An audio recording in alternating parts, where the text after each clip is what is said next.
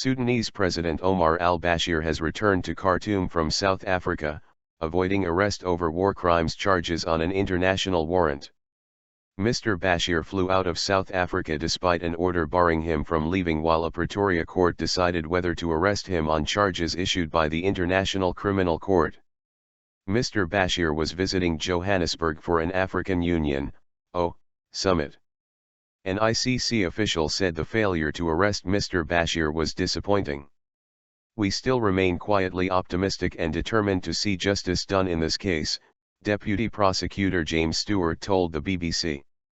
The Pretoria High Court issued an order for Mr Bashir's arrest hours after his aircraft left the country. A South African judge, Dunstan Mlambo, meanwhile said the failure to arrest Mr Bashir had violated the country's constitution. However, Sudan described the attempt to arrest Mr Bashir as lame and meaningless.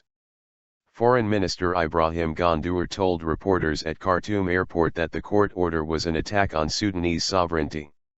Mr Bashir arrived at the airport on Monday evening, dressed in white robes and waving a cane. He was greeted by cheering supporters.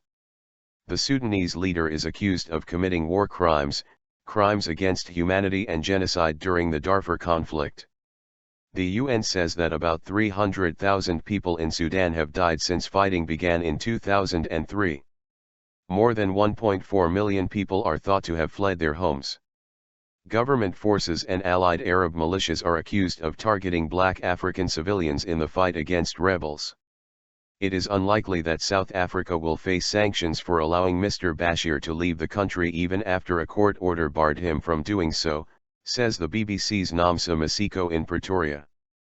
A number of African countries have in the past decided not to cooperate with the ICC. The court has been accused of racism and bias against African leaders.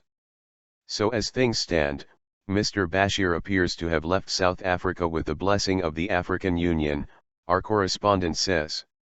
On Monday, UN Secretary-General Ban Ki-moon said the ICC's warrant for the arrest of Mr Bashir must be implemented by countries who have signed up to the court statutes. As a member of the ICC, South Africa is obliged to arrest anyone charged by the court. Before the summit, the ICC issued a press statement urging the South African government to spare no effort in ensuring the execution of the arrest warrant. Kenneth Roth, the director of advocacy group Human Rights Watch, tweeted that South Africa appeared to have shamefully flouted the ICC and domestic court to free a man wanted for mass murder of Africans.